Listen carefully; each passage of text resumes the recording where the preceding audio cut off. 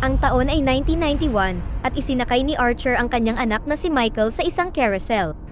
Sa malapit, ang kriminal na si Castor ay nag-set up ng isang sniper at nang magkaroon siya ng saktong anggulo, nagpaputok siya. Tinamaan ng bala si Archer sa likod, tumagos sa kanya, at tumama sa ulo ni Michael.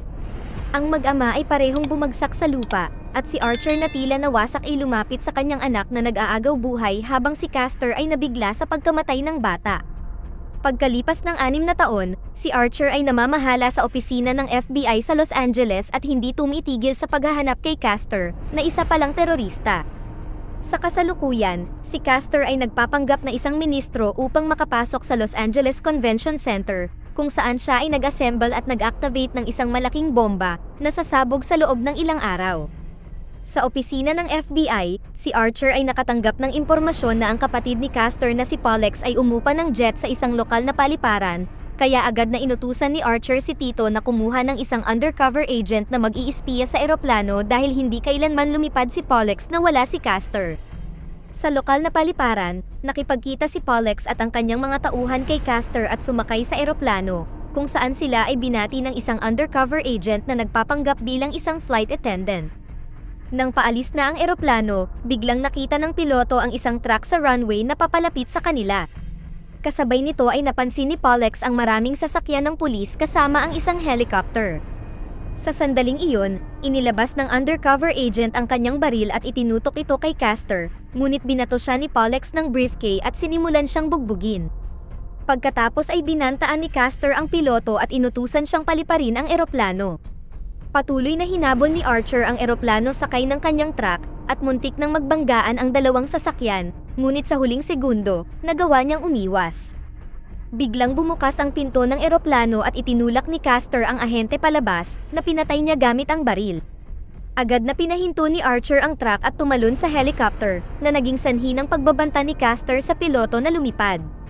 Gayunpaman, patuloy na binubunggo ni Archer ang eroplano gamit ang helicopter, at nabigong umatras ang piloto, kaya tuluyang naputol ang flap ng eroplano. Pinaputukan ni Castor ang helicopter para umalis ito, ngunit tumugon si Archer sa pamamagitan ng pagbaril sa kaliwang makina, kaya sumabog ito. Sa sandaling iyon, pinatay ni Castor ang piloto at kinuha ang kontrol, ngunit kinailangan niyang tumalon bago bumangga ang eroplano sa garahe na nagdulot ng malaking pagsabog. Pagkatapos, sinamahan ni Archer ang kanyang mga kapwa-ahente sa isang matinding bakbakan laban kay Castor at Pollux. Maraming mga ahente ang nasawi sa proseso, bagaman ang isa sa kanila ay nawalan lamang ng tainga. Ang mga ahente ay patuloy na nagpapaputok habang hinahabol nila ang magkapatid sa loob ng garahe at pinaputukan ni Archer ang isang tubo kaya ang malakas na tubig ay naging sanhi ng paghihiwalay ng magkapatid. Ito ay nagpahintulot sa dalawang ahente na salakayin si Pollux at sa wakas ay arestuhin siya. Nakita ni Castor na inaresto si Pollux at humingi ng tulong sa kanya, ngunit hindi niya ito pinansin at umalis habang sinusundan siya ni Archer. Biglang narinig ni Archer ang pag-reload ni Castor sa kanyang pistol at napansin ng isa pang ahente sa harap nito, ngunit nang sumigaw siya upang balaan siya ay huli na ang lahat. Pinatay ni Castor ang ahente, na naging sanhi ng pagpapaputok ni Archer bilang ganti. Parehong nagpapalitan ng ilang putok ang dalawang lalaki habang sinusubukan nilang magtago, at nang subukan ng isa pang ahente na tumulong, tinulak siya ni Archer sa lupa bago siya matamaan ni Castor. Pagkatapos ay bumaril pabalik si Archer at nagbarilan sila hanggang sa maubusan sila ng bala. Parehong nagmamadali ang dalawa na i-reload ang kanilang mga baril at hindi nagtagal ay muling nagsimula ang labanan. Pagkatapos tumalon gamit ang mga kadena at rampa, sinorpresa ni Archer si Castor mula sa likuran at nahuli siya, ngunit si Castor ay tumawa lamang at hinamon si Archer na barilin siya. Pareho silang tumayo habang nakatutok sa isa't isa ang baril, kaya ginamit ni Castor ang pagkakataon para ipagyabang ang tungkol sa kanyang bomba, ngunit naisip ni Archer na nananakot lang siya. Pagkatapos ay nagsalita si Castor ng masamang komento tungkol sa anak ni Archer at sinubukan na barilin siya, para lamang matuklasan na wala na siyang bala. Napaluhod siya at tila nasiraan, ngunit palabas lang yun upang makuha ang kutsilyo sa kanyang bulsa. Bigla siyang tumayo, handang saksakin si Archer, ngunit sinipa ni Archer ang kamay ni Castor at itinulak siya sa umaandar na turbine na nagpatalsik kay Castor hanggang sa tumama siya sa rehas ng ventilation at napaupo, na tila patay na. Pagkatapos, umuwi si Archer, bagaman hindi maganda ang sitwasyon ng kanyang pamilya. Ang kanyang anak na si Jamie ay palaging nahaharap sa maraming problema, at ang relasyon niya sa kanyang asawa na si Eve ay napakalamig at malayo dahil si Archer ay masyadong gumugol ng maraming oras sa paghuli kay Castor. Dahil sa wakas ay nahuli na siya, ipinangako ni Archer kay Eve na hihilingin niya sa kanyang amo na bigyan siya ng desk job. Kinabukasan, binati ng buong opisina si Archer, gayunpaman pinaalalahanan niya ang lahat na kailangan din nilang alalahanin ang mga namatay na ahente. Pagkatapos, idineklara ni Archer na sarado na ang kaso kay Castor sa kanyang PC.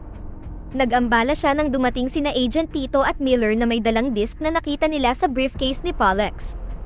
Inilagay nila ang disk sa computer at lumitaw ang kakaibang animation sa screen bago ipinakita ang schematic ng bomba, na kinilala ni Archer bilang isang biological weapon. Napagtanto ni Archer na hindi nagbibiro si Castor, ngunit ang makakuha ng karagdagang impormasyon ay masyadong imposible dahil si Castor lang ang pagsasabihan ni Pollux ng tungkol dito. Sinubukan nilang tanungin si Pollux, ngunit nabigo sila dahil kaya niyang linlangin ang lie detector. Desperado para sa solusyon, dinala ni Miller si Archer sa Walsh Institute, isang medical institution na dalubhasa sa mga advanced na operasyon. Doon ay nabigla si Archer nang matuklasan na si Castor ay buhay pa at nasa coma, na pinatunayan ni Miller sa pamamagitan ng pagdikit ng kanyang sigarilyo sa balat ni Castor. Ang direktor ng institute na si Dr. Walsh at si Miller ay nagbahagi ng isang ideya. Gusto nilang kunin ni Archer ang mukha ni Castor at ipasok sa bilangguan para magpanggap bilang si Castor upang makakuha ng impormasyon mula kay Pollux. May pag-aalinlangan si Archer na posible ang pagpapalit ng mukha, kaya dinala siya ni Walsh sa operation room, kung saan gumagawa ang mga laser ng bagong earlobe para sa nasugatang ahente. Ipinaliwanag ni Walsh na hindi magiging permanente ang pagpapalit ng mukha, at gagawa sila ng kaunting pagbabago sa katawan ni Archer upang tumugma sa katawan ni Castor. Ipinakita rin niya kay Archer ang morphogenetic template, na ang loob nito ay nakamodelo sa bungo ni Archer ngunit may exterior na nakamodelo na kahawig ng mukha ni Castor, ibig sabihin, wala siyang ibang mararamdaman. Gayunpaman, naisip ni Archer na ang buong plano ay isang kabaliwan at umalis. Pagkatapos, nagpa siya si Archer na subukang tanungin ang ilan sa mga kasabwat ni Castor sa krimen. Sa sobrang galit niya ay itinulak niya ang unang dalawang lalaki at ang isa ay napaihi sa pantalon. Sumunod, sinubukan niyang kausapin ang kasintahan ni Castor na si Sasha, na nagsasabing hindi niya nakita si Castor sa loob ng maraming taon, kaya lumipat si Archer sa kapatid ni Sasha na si Dietrich, na napapagod sa lahat ng mga tanong at ininsulto ang namatay na anak ni Archer upang hamanin siya. Galit na galit, hinarap ni Archer si Dietrich sa sahig at itinutok ang baril sa mata ni Dietrich hanggang sa aminin niya na ang alam niya lang ay sasabog ang bomba sa loob ng 1 linggo. Pagkaalis ni Sasha at Dietrich, nakipagkita si Archer kina Tito at Miller at pumayag na gawin ang face swap. Gusto niyang sabihin sa kanyang amo at kay Eve ang tungkol dito, ngunit pinagbawalan siya ni Miller dahil classified ito at sila lang ang nakakaalam nito. Nagpa siya si Archer na dumaan sa bahay nila upang magpaalam sa kanyang pamilya, sinabing mayroon siyang misyon at hindi nagbigay ng anumang detalye, na ikinagalit ni Eve dahil nagsinungaling siya tungkol sa pagkuha ng desk job. Nang maglaon, pumunta si Archer sa Walsh Institute at bago ang operasyon, ibinigay niya kay Tito ang kanyang wedding ring para sa pag-iingat. Pinangako din niya si Walsh na ibabalik niya ang peklat ng bala sa kanyang dibdib pagkatapos ng misyon dahil ayaw niyang makalimutan ang araw na namatay si Michael. Pagkatapos ay nagsimula ang operasyon, maingat na kinuha ni Walsh ang kanilang mga mukha habang ang mukha ni Archer ay itinabi para sa kaligtasan. Ang mukha ni Castor ay ikinonekta sa katawan ni Archer habang si Castor ay naiwan na nakalantad ang muscle. Pagkalipas ng ilang araw, nagising si Archer at nang mabuksan ang kanyang mga bindahe, nabigla siya sa sandaling makita niya ang mukha ni Castor sa salamin, sinubukan niyang sirain ito gamit ang sabitan ng damit. Agad naman siyang binigyan ni Miller at Tito ng pampakalma para kumalma siya. Pagkatapos ay napansin ni Archer na hindi nagbago ang kanyang boses, ngunit mabilis itong nalutas ni Walsh sa pamamagitan ng paglalagay ng microchip sa larynx ni Archer na ginawang katulad ng boses ni Castor. Maya-maya, isang grupo ng mga gwardya ang dumating upang kunin si Archer para dalhin siya sa bilangguan sakay ng isang helicopter, ngunit siya ay piniringan muna. Nang tuluyang maalis ang piring, nakita ni Archer ang kanyang sarili sa isang madilim na silid na binabantayan ng ilang gwardya. Ipinaliwanag ni Warden Walton na pag-aari na ngayon si Archer ng bilangguan at ang kanyang mga paa ay nakaklamp sa magnetic boots na nagpapahintulot sa mga gwardya na subaybayan ang lokasyon ng bawat bilanggo at maaari nitong panatilihin siya na nakadikit sa sahig. Pagkatapos, dinala si Archer sa cafeteria, kung saan tinititigan siya ng ibang mga preso. Sa sandaling iyon ay nakita ni Archer si Pollux, ngunit bago siya makalapit sa kanya, bigla siyang inatake ni Debov, isang kriminal na gustong maghiganti sa tunay na caster.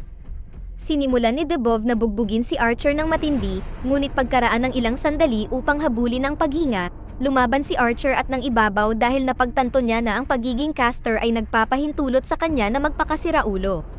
Pagkatapos ng laban, ang magnetic boots ni Archer ay dumikit sa sahig at ginamitan siya ni Walton ng stun gun at binalaan si Debov sa mga kahihinatnan kapag nangyari ito ulit. Samantala, sa Walsh Institute, ang totoong caster ay biglang nagising at agad na hinubad ang mga benda at natuklasan niya na wala siyang mukha. Nalilito, pumunta siya sa gilid ng silid at nakita niya ang mukha ni Archer na lumulutang sa isang garapon, kaya tinawagan niya ang kanyang tauhan upang tulungan siya. Makalipas ang ilang sandali, kanidnap ng tauhan ni caster si Walsh at sinama siya, kung saan binantaan ni caster si Walsh hanggang sa pumayag siyang ibigay sa kanya ang mukha ni Archer. Bumalik ang eksena sa bilangguan, sa wakas ay nagawa ni Archer na makalapit kay Pollux at nagawa niyang makuha ang lahat ng impormasyon tungkol sa bomba. Nang maglaon, sinabi sa kanya ng isang gwardya na mayroon siyang bisita at dinala si Archer sa unang silid. Sa sorpresa ni Archer, lumitaw si Caster na nakasuot ng tunay na mukha ni Archer at ipinakita sa kanya ang isang artikulo sa pahayagan tungkol sa isang kamakailang sunog na sumira sa institute at pumatay kay Walsh at sa kanyang dalawang tauhan.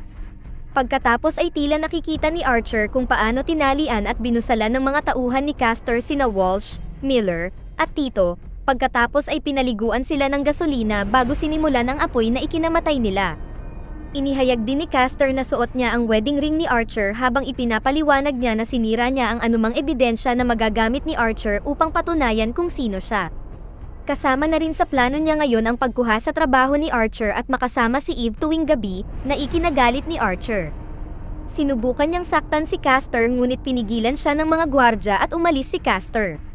Pagkatapos, pumunta si Caster sa bahay ni Archer at muntik na niyang malagpasan ang address kung hindi niya nakitang naghihintay si Eve sa labas. Pagkatapos umalis ni Eve para sa kanyang trabaho sa ospital, pumasok si Caster sa loob at tumingin sa paligid hanggang sa makita niya ang diary ni Eve, kung saan nalaman niyang hindi naging intimate si Eve at Archer sa loob ng mahigit 2 buwan. Bigla siyang nakarinig ng musika at sinundan ng ingay at nakita si Jamie sa kanyang silid na humihit-hit ng sigarilyo. Nakakatakot na tinitigan siya ni Caster at nagalit si Jamie dahil nakikialam sa kanyang privacy ang kanyang ama, ngunit nang subukan niyang isara ang pinto, pumasok si Caster at kinuha ang sigarilyo mula sa kanya, na ikinagulat ni Jamie. Bumalik ang eksena sa bilangguan, nalaman ni Archer na gumawa si Caster ng isang kasunduan kay Pollux at siya ay pinakawalan. Dinala si Pollux sa opisina ng FBI, kung saan binigyan siya ni Caster ng masarap na pagkain. Nagtataka ang ibang ahente kung kakaibang ugali ni Archer dahil wala man lang siyang pakialam sa mga taong nakikiramay sa pagkamatay ni Tito at nakipagkasundo pa siya sa isang mababang klaseng nilalang na gaya ni Pollux, na wala sa kanyang estilo. Pagkaalis ng lahat, pumasok si Caster sa interrogation room at pinatay ang mikropono at kinausap si Pollux. Iminungkahi ni Caster na aminin ni Pollux ang lokasyon ng bomba para maging bayani si Caster. Sa sandaling nasabi ni Pollux ang lahat tungkol sa bomba, ang mga pulis ay nagmamadaling pumunta sa convention center at pinalikas ang mga tao sa gusali. Lumapit si Caster at pinanood ang mga teknisyan ng bomb squad na sinusubukang i-disarm ang bomba na mahigit 1 minuto na lang ang natitira. Ipinaliwanag ng mga teknisyan na ang code ay pinoprotektahan ng isang tamper switch na aabutin ng ilang oras upang ma-bypass, kaya agad na pinaalis ni Caster ang lahat. Nang siya ay mag-isa na lang, nilagay niya ang code at na-deactivate ang bomba na malapit ng sumabog. Tulad ng inaasahan, si Caster ay naging bayani sa lungsod na nakita ni Archer sa balita. Ang lahat ng tao sa opisina ay pinupuri si Caster, at hindi tulad ng tunay na Archer, masaya niyang tinanggap ang lahat ng mga papuri.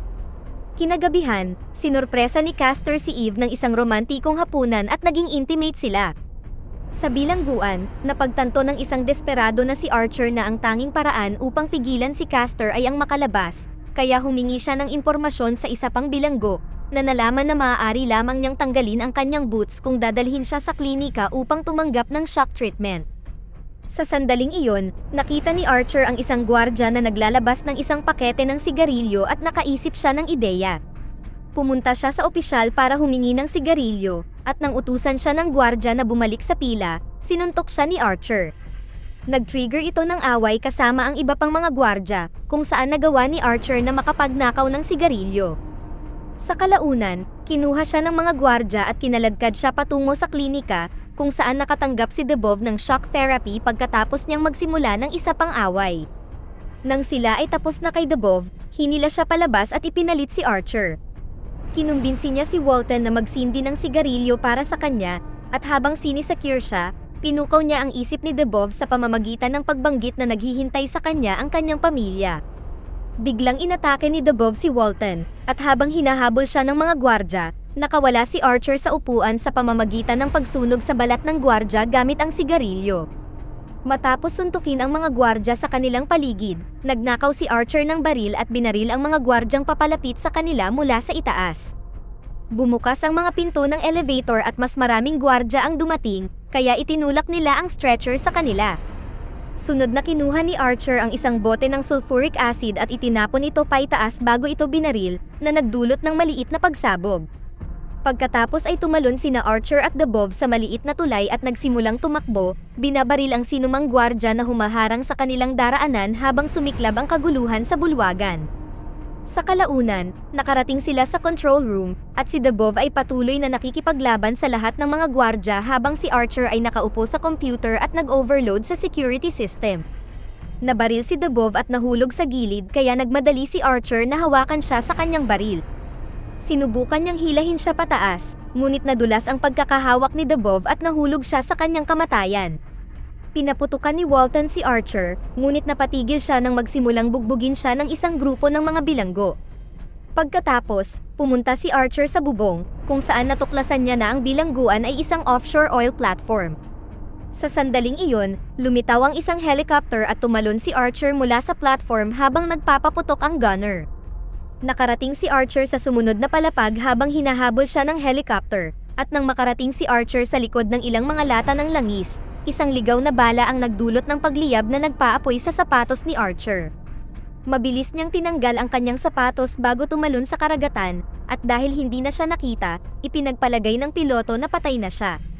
Samantala, nabigla si Eve nang marinig na nakalimutan na ng kanyang asawa ang tungkol sa kaarawan ni Michael, at isinama si Castor sa sementeryo upang bisitahin ang libingan ni Michael.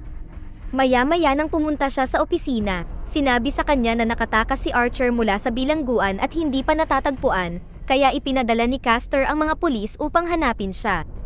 Bumalik ang eksena kay Archer, lumangoy siya sa baybayin at nagnakaw ng kotse mula sa isang parking lot, pagkatapos ay nagmaneho papunta sa ospital kung saan nagtatrabaho si Eve. Tumawag siya mula sa telepono ng kotse at sinubukan na bigyan ng babala si Eve tungkol kay Castor. Ngunit dahil hindi niya ginagamit ang kanyang tunay na boses, naisip ni Eve na ito ay isang kalokohan at ibinaba ang tawag. Sunod na tumawag si Archer sa opisina ng FBI, ngunit sa kasamaang palad, inilipat siya ng operator kay Castor, kaya ibinaba din niya ang tawag. May mga pulis sa paligid na naghahanap sa kanya, kaya kinakailangang magtago ni Archer sa tuwing makakakita siya ng police car na dumaraan. Sunod, nagpa siya si Archer na puntahan si Dietrich, na agad na nag-imbita sa kanya na makipag-hangout kasama ang iba pang mga kriminal at ilang mga escort at ibinigay din sa kanya ni Dietrich ang 2 baril ni Castor. Uminom ng tubig si Archer, hindi niya alam na may nakahalo dito. Nagsimulang mag-react ang kanyang katawan sa inumin, kaya nagmamadaling pumunta si Archer sa banyo, kung saan tumingin siya sa salamin at itinutok ang baril sa kanyang refleksyon. Sinubukan ni Archer na huminahon at biglang dumating si Sasha, na sumampal sa kanya at nawalan ng malay. Samantala, kausap ng galit na si Castor si Pollux sa telepono nang bigla siyang nakarinig ng malakas na musika. Tumingin siya sa bintana at nakita ang kasintahan ni Jamie na sinusubukang ipilit ang sarili kay Jamie sa kanyang sasakyan.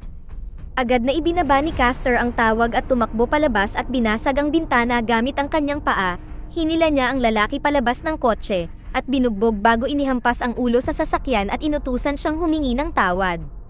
Pagkatapos, binigyan ni Castor si Jamie ng kutsilyo para sa proteksyon at sinabihan siyang saksakin sa hita ang sinumang umaatake sa kanya at pihitin ang talim. Bumalik ang eksena kay Archer, nagpapahinga na siya ngayon sa kama at nagising nang magsimulang maging malikot si Sasha. Hindi niya sinasadyang tinawag siyang Eve, ngunit nang makita niyang hindi niya ito asawa, kinuha niya ang kanyang baril. Pinipilit ni Sasha na subukan nilang magpainit, at ang lahat ng ito ay nakita ni Pollux mula sa kabilang kalye bago niya tinawagan si Castor upang sabihin sa kanya ang tungkol dito. Agad na nagpadala si Castor ng FBI team sa lugar.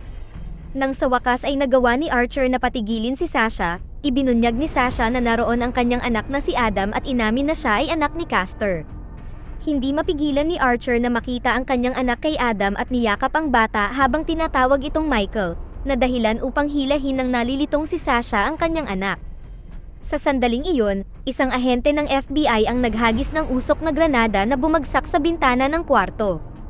Mabilis na hinila ni Archer sina Sasha at Adam sa sahig habang ang SWAT team ay nagpapaputok at si Dietrich naman ay kumuha ng mga baril kasama ang iba pang mga kriminal upang bumaril pabalik. Mabilis na kinuha ni Archer ang headset ni Adam upang makarinig siya ng musika sa halip na putok ng baril habang ang mga opisyal ng SWAT ay pumasok sa apartment at nagsimula ang matinding labanan. Nagkakagulo sa lahat ng dako at nagnakaw ng baril si Sasha bago nagtangkang tumakas kasama si Archer at Adam. Gayunpaman, mas maraming ahente ang dumating, kaya dinala ni Dietrich si Adam sa silid at tinulungan ni Sasha ang mga escort na makatakas habang personal na hinarap ni Archer ang mga ahente na patuloy na dumarating. Daan-daang bala ang patuloy na pinaputok at parehong maraming nasawi sa magkabilang panig. Nakita ng isang opisyal si Adam at muntik na siyang mabaril, ngunit nailigtas siya ni Archer sa tamang oras. Pagkatapos ay ibinigay ni Archer si Adam kay Sasha, na nagmamadaling pumunta sa lobby. Sinubukan siyang pigilan ng isang ahente, ngunit sinipa niya ito at tumakbo palayo. Tumayo ang ahente upang muling subukan na pigilan si Sasha, ngunit napigilan siya ni Archer, na nagtanggal ng maskara at nabigla nang makita ang isang kaibigan mula sa trabaho. Dumating si Dietrich kaya pinatumba ni Archer ang kanyang kaibigan at binaril ang lupa para magpanggap na pinatay ito. Sa sandaling iyon ay nagpakita si Castor at itinutok ang kanyang baril kay Archer, gayunpaman, nakarinig siya ng ingay at sa halip ay binaril niya si Sasha. Tumalon si Dietrich at tinamaan siya ng bala sa leeg, at sinabihan niya si Sasha na tumakbo. Sa oras na nadatnan siya ni Archer, patay na si Dietrich. Pagkatapos ay kinuha ni Archer ang baril ni Dietrich at naganap ang isa pang barilan laban kay Castor. Nagpalitan ng dalawang lalaki ng ilang putok ng baril bago napunta sa magkabilang gilid ng isang salamin, at pagkatapos ng ilang pang-uudyok, sabay silang nagpaputok. Nabasag ang salamin at natamaan si Archer sa gilid ng kanyang katawan, ngunit patuloy na nagpaputok ang dalawa. Sa sandaling iyon, dumating ang isang ahente at binaril din si Archer, kaya tumakas siya sa hagdanan.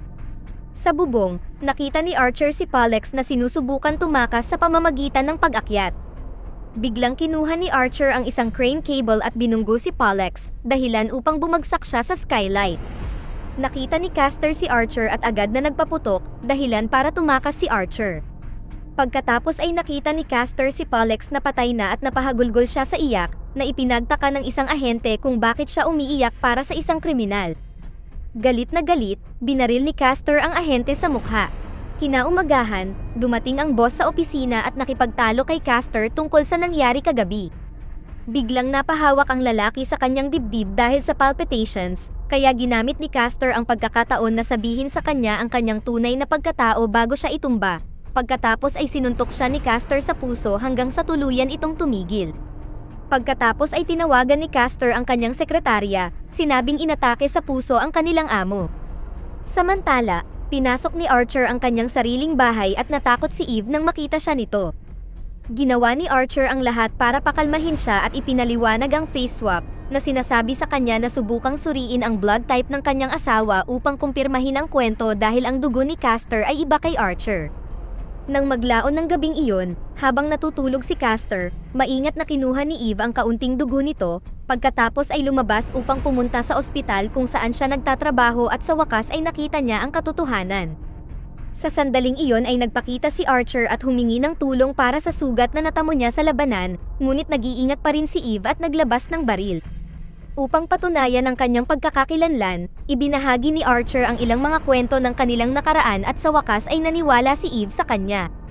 Ginamot ni Eve ang mga sugat ni Archer at sinabi sa kanya na gaganapin bukas ang libing ng kanyang amo. Kinaumagahan, nagising si Castor na mag-isa sa kama at agad siyang naghinala kaya nagmadali siyang pumunta sa ospital, ngunit pagdating niya, wala na doon si Archer. Makalipas ang ilang sandali, ang libing ay nagpapatuloy na normal. Nang makaalis na ang lahat, hinarap ni Archer si Castor, na ibinunyag na hawak ng kanyang tauhan si Eve. Biglang nagpakita rin si Sasha at isa pang tauhan kasama si Jamie, na natigil ang lahat sa isang Mexican standoff. Isang putukan ang naganap, at sinalo ni Sasha ang bala upang iligtas si Archer. Bago mamatay, nakiusap siya sa kanya na huwag hayaang lumaki si Adam bilang isang kriminal.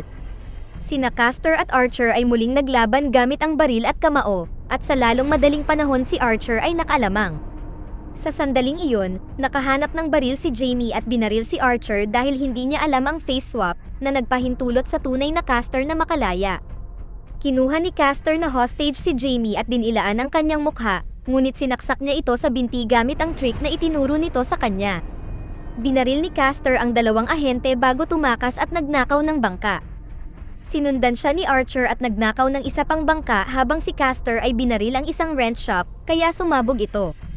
Isang mahabang habulan ang naganap habang pinapaputukan sila ng Coast Guard, ngunit pinagbabaril silang lahat ni Castor at nabangga sila ng bangka ni Archer.